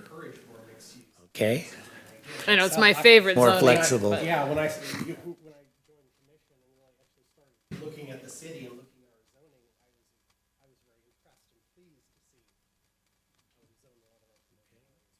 to see. good point. And to Pat's point as well, one of the conclusions is that this city is pretty well zoned with appropriate land uses, generally in appropriate places. It's a compact city. You can drive anywhere from end to end within 8 minutes. And so it's a very nice concentrated urban area, so that we're not urban sprawl necessarily. If we annexed other areas, Thermalito and eastward, we might have more sprawl, but that's our greater urban area where we have 20,000 people within the city limits. There's another 28,000 around us that we benefit from when they come in here to shop and work and go to school. Post LA wildfires, have you heard anything that the state's maybe doing to help out, to build other, like here, lighting up on Sequa or anything? Yes, CEQA's already been relieved down there. Those are, Only in that area, not statewide? don't know for sure, but probably. That's a very urban area. 60% of our state's population lives in Los Angeles. There's going to be a lot of response, a lot more response than there was just for up here in this rural area. We And could have so- some state laws, though, that impact us up here come out of this, possibly? Hopefully so. That'd be Hopefully great. positive relief types of things, yeah. We'll keep an eye on that. Oh, yes. Anything else? The general plan, I have to say, is super fun to read. I've printed it all, especially like the design, and I noticed you had on design, you said not mandatory or something. The design guidelines are super cool. So I would encourage you, just get a few sections of it and read it. It is, kind of gives you that broad, big, fun picture of what we're doing. So we have a community design element in Yes, the general I plan. love that part of It it. describes our different streets and roads and their widths and what types of designs.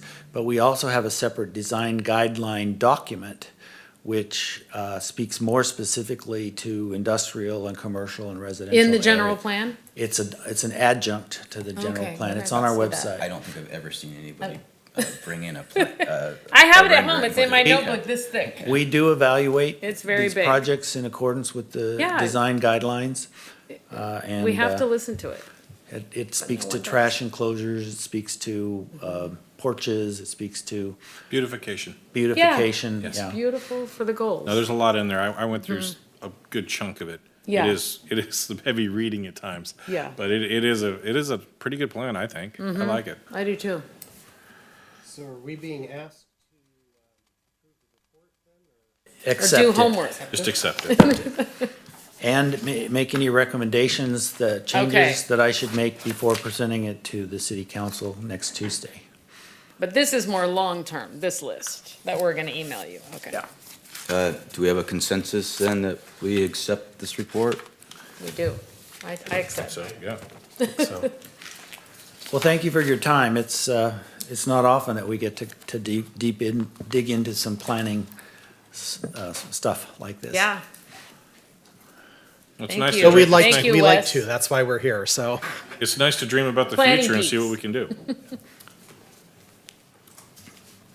Thank you. Do we have any commissioner reports?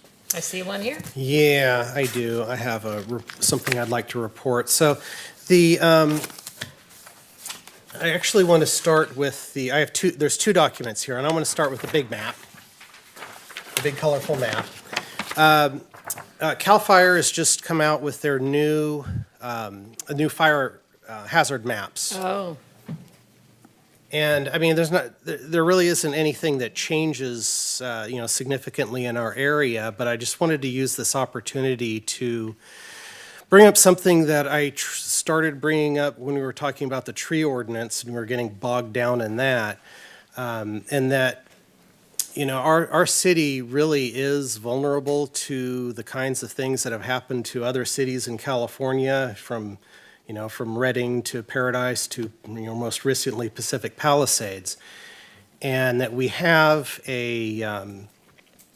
we have this, this section of our city in the foothills and, I think we have the foothill overlay and the hillside overlay up on the east side, where we have a lot of, pretty dense vegetation, the kind of vegetation that if we had the right wind conditions, if we had the right spark, we wouldn't be sitting here anymore because we would be a pile of ash and not much else.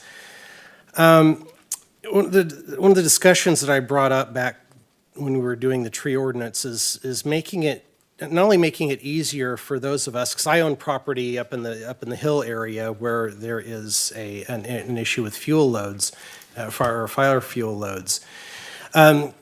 Creating some sort of a situation or condition where we're encouraging our property owners in the area to do more to create fire-safe landscapes. There are a lot of different guidelines, from a lot of different organizations that can be followed, from CAL FIRE to Butte Fire Safe Council, which I had brought into the conversation at the time. And so I just wanted to remind the commission that this is something that we really need to think about and think about doing something to encourage fire safety and fire-safe landscapes in our periphery so that we can protect our community. If we just had the Thompson fire that was up by the Feather River up here in this high fire danger zone. Well, if the wind were blowing in the wrong direction that day, that could have been incredibly tragic for us. If we, and if we could figure out how to get some better landscapes, more fire-safe landscapes that would reduce the chance of fire spreading, and if we could do something that would save our community, should something like that happen, it's worth talking about. I don't know exactly what to do or how to go about it. I just want to bring this up as something that's a desire, certainly of me, of mine, of a lot of my neighbors. We would like to see more property owners be more responsible with producing fire-safe landscapes in the part of the city that we can control within the city limits. Don't you get a good reduction on your insurance if you Oh, hell no. become, you The don't? insurance doesn't give a rat's behind. And that's No. what they should do. That's Well, would be the They'll encouragement. make you trim your trees. Like my poor neighbor just had to trim back some gorgeous trees that were green and beautiful and that, but the insurance was gonna drop her unless she trimmed them. so Which there's was no actually help a there. heartache Yeah. because she's very elderly and she loved those trees. She planted them when she was young. But I actually live right here in this beautiful orange area right up Oh, here. I live in an orange And area too, right yes. behind me is Yeah. nothing but fields and trees and oak trees. And I've never even seen an animal out there eat that grass in Uh-huh. the 11 years I've owned my home. Yeah. So it's definitely a concern to me as well. We were all evacuated during the fire that was back there, and we were watching the flames come up the hill right to the house, towards the house. And the only thing that saved that whole little community up there was the fact the wind turned and the fire went the other direction. Because it was coming straight towards the house. We were gonna lose our home. And I'm insured, I pay through the nose for it, but I'm insured. But I agree, if there was something that we could do, especially since behind me, it's basically, it's one little sliver, and it's just a cow pasture. It's just tall grass and oak trees with limbs touching the ground. But there's been, I don't know what we could do to have them clean that property up. And then again, I don't want to step on somebody's rights and force them to clean a property up. I don't remember recently, but I know many years in May or June, I've got letters from the fire department, saying, make sure your lot's cleaned up. Yeah, And I thought Those you will be had to. coming, yeah, they'll be coming, and part of the fire hazard severity zone that you just mentioned requires us to adopt an ordinance that says that we will comply with those new rules. And one of the things is, there is there's additional language about defensible spaces around around the homes. Any new construction has to be built with construction materials that are not or less susceptible to catching on fire. So all of those things are coming. We're taking it to council. It may be on Tuesday, but it may not go until April 15th. I think at this point, we're leaning on taking it on April 15th for the first reading, and second reading will be on May 1st. And that's in the tier, the high, very high. It's the entire map. So the state law requires that we adopt the entire map, and then so I've already written the staff report. It shows the map that's on there. I've got a link in there that takes people to the state's website so that anyone can read more about it that would like to. And then, but part of this, and Chief Tens is working on the updated weed abatement ordinance, so he's covering that part for me. The part I'm doing is just adopting, formally adopting that code, which we're required to do by state law. All right. And let me also clarify what we're seeing in this map here. You see a lot of gray in the city, right? The gray does not mean no fire danger.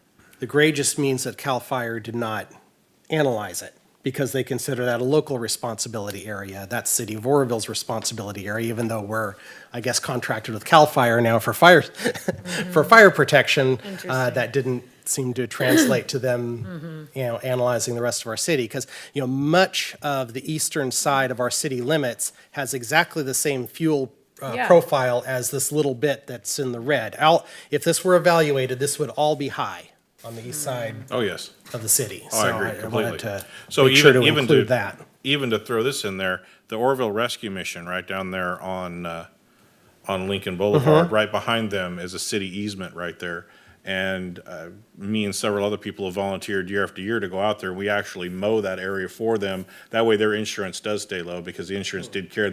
So we actually go out there and mow a little strip of city property that's out there behind them because there's a big city easement that goes all the way back through there.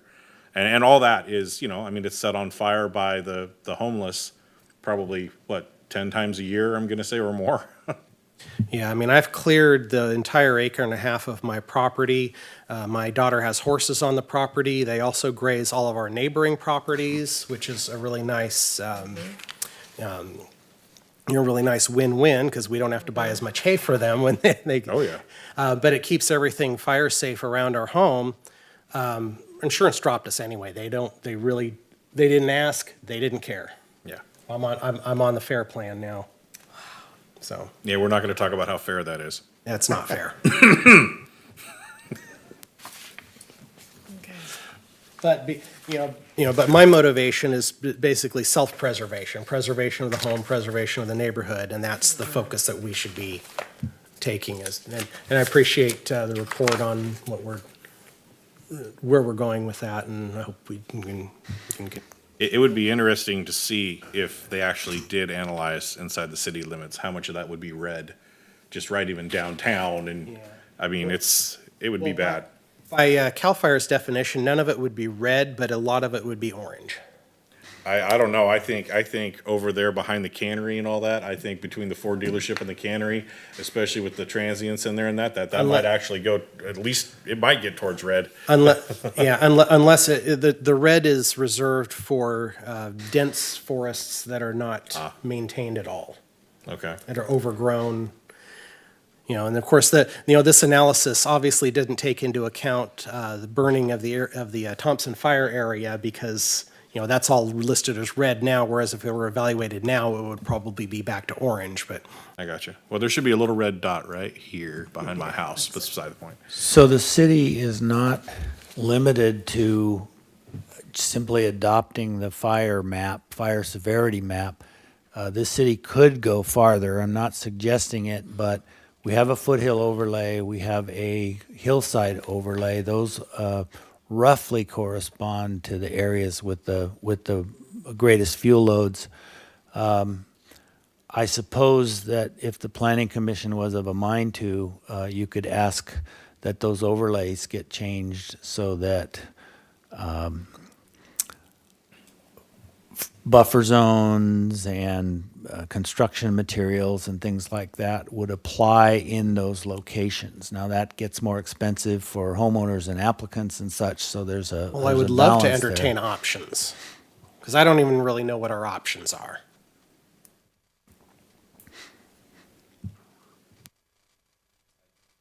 I heard recently that a whole subdivision just went on sale. I can't remember who built it, down by the San Diego area. The whole thing is fire resilient, they're saying. Maybe we give developers breaks if they do that. We entice them by making it an economical. Have to. It adds a little bit of the cost on, so I don't know if we would want to go that far, because we really want to have developers come, but it would be probably in their best interest if they did.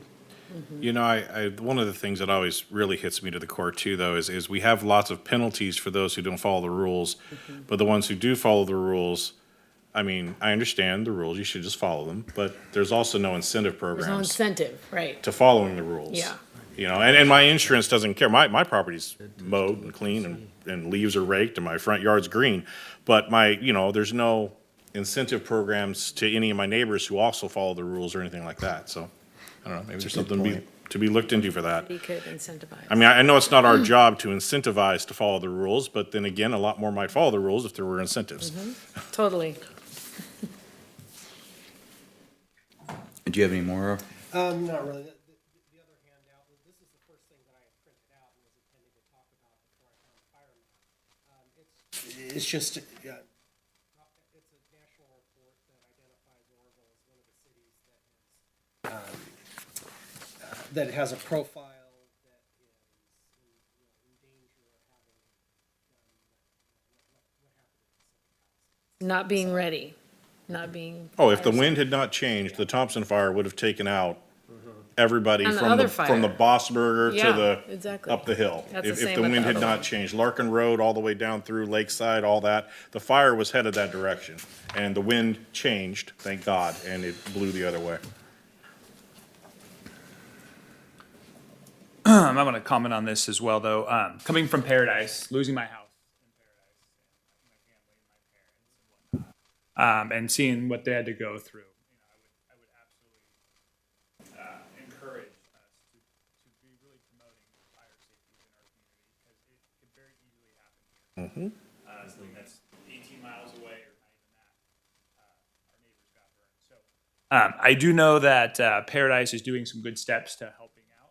And they do have, and I'm looking it up right now, but they do have a insurance where you actually get, they come out on your property and they give you a standard of a key. So then like for homeowner sales, it actually helps out. One issue that we're dealing with here, living in the foothills, which I do, is insurance is extremely high. And it actually hurts the sale of homes. Because who wants to be paying $5,000 a year on top of your mortgage, on top of PG&E? That can add up. So I would encourage our council to see what we can do to make fire safety a top priority for us. And not just to save our community, but just for the benefits of maybe getting a break on insurance and whatnot and seeing what we can do there. Because there is possibilities.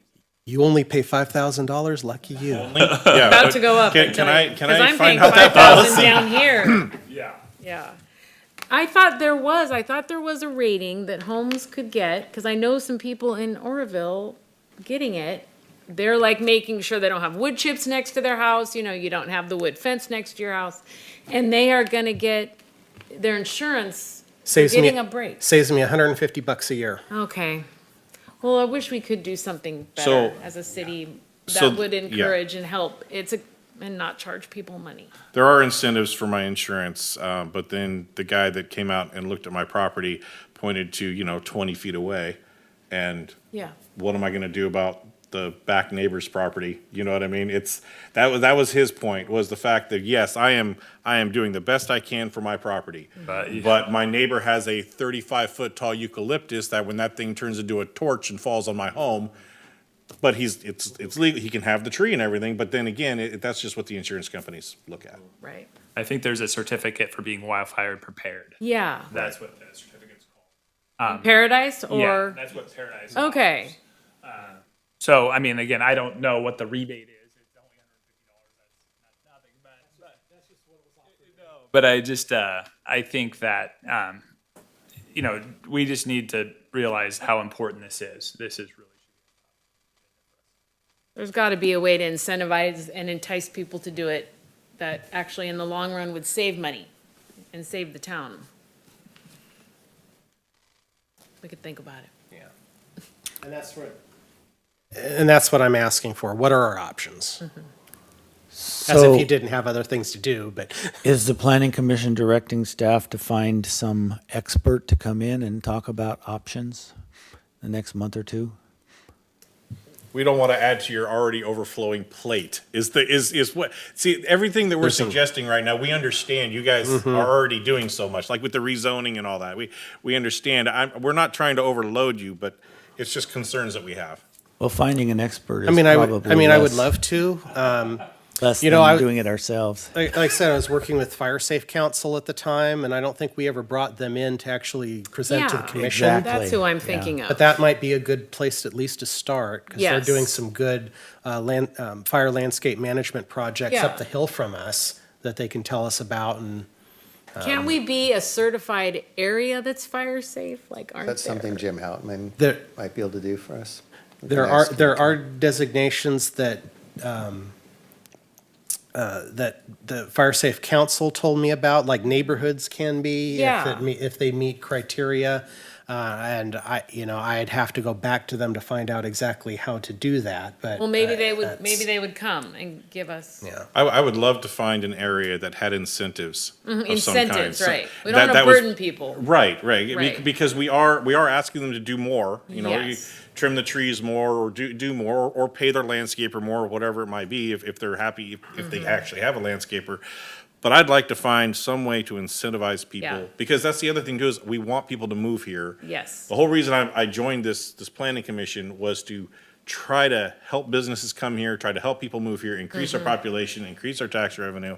Yep. So if we could find a way that we could make it where the houses sell better, Yeah, I mean, that'd be great. that's just helping overall. That's building our community. is what it Exactly. is, That would help Wes and I. Wes and me, yeah. So, So if we could find an expert that is an expert on I think we should do incentivizing that. and finding a Yes. way to help the community help itself, I'm Yep. totally down with that. Yep. Well, thank you all for your input. This excites me, so. Do we have any Historical Advisory Commission reports? I have 2 great nominations that I'm putting in for our award, but I'll talk to you guys about And that later. that And closes, or That, April? April 15th is the deadline. I do need sponsors. Any businesses here that want to help sponsor a plaque? We need sponsors. No. Get your name on a banner. Anyway, get Natalie, announced at did- the State of the Theater. Do those require the commission to vote? Yes. Oh, no, we were going, no, we There were was just, a our little panel. committee was gonna do. Ad hoc Yeah, committee's it's gonna our do- ad hoc committee. And this will allow it to still go to the state of the city, or are you It's the not State doing of the City, we're gonna announce it on April 29th, right? April 29th? Yeah. Correct. We're gonna announce it then, and we're gonna meet with your wife, not Mm-hmm. you, but, and Daniel, and then I think Noel. Okay. Right, or you, whoever else does that. I think it's Noel, right? But I don't wanna nominate a lot of people because I don't have enough sponsors. Those plaques are like $700, and they're beautiful, and I never wanna compromise on the plaque. So, cause I have to stay on the home, and they look wonderful. But there is this exciting one. Is this the next? yes, Brandon has a Historical Advisory Commission report. Good evening, Commissioners, What'd I do with it? and thank you. Staff is providing an update to the improved Union Coffee Club facade with the installation of a new sign in the downtown historic district. Staff views this sign as non-substantial and does not deviate significantly, if at all, from the established design of the Union Coffee Club facade. The intention is to enhance the aesthetic of the area while maintaining the integrity of the district's historical charm. Staff recommends moving forward with this design as it aligns with an already approved facade design. I love it. This is City of Paris building. Uh-huh. Yeah. I think it's very cool. And that's the Longs. Yes, they want to be sponsors. Yeah, I love it. Is this just to get the feedback It- if the historic It's an advisory? informational item. Okay, it's beautiful. If there's no objection, the staff will move forward on it as a non-substantive review at staff level. If the commission so desires, then we'll bring it back in April for a vote. Will there be any type of use permit for that, or for the coffee place to open, just, no? By right. Sign package? It's already been just dealt this- with, yeah. Yeah, they should be. They've already paid their sign fee? Well, that's kind of what this place looks like now, so. Uh-huh. Yeah, it's very similar. Just looking Just at it. this, mainly. Because I even think in this. Well, I personally have no objection to it. I think it's Yeah, I gonna look love great. it. Yeah, it's I'm exactly what excited it to get that part of town. exactly what it looks like now, so. Yeah, Okay. very close. Oh, yeah. Just that sticking out, which will be really cool because then you'll be able to see it when you're walking. Oh, the around sign. the- You're talking about the Yes, sign, when you yeah. walk around the other. Yeah, Okay, without objection, we'll move forward with it at the staff level. awesome. I just wanted to update the commission. This gentleman here on the right-hand side, for those of you who may not watch city council meetings, was appointed to the planning commission on March 4th. His Welcome. name, Joshua Hamilton, cardiopulmonary director at Orville Hospital. And Wonderful. that's all the report I have. Welcome to the team. Yeah, welcome. that, guys. Thank you very much.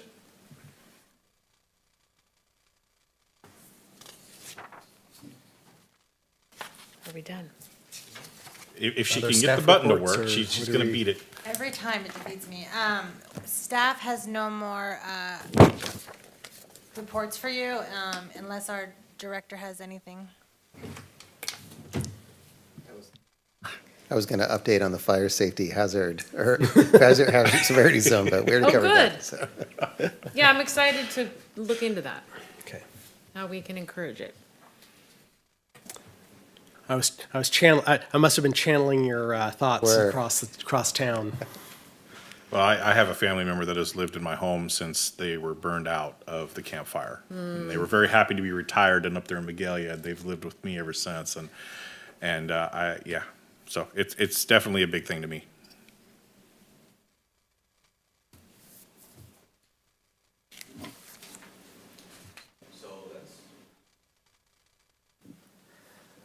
We will,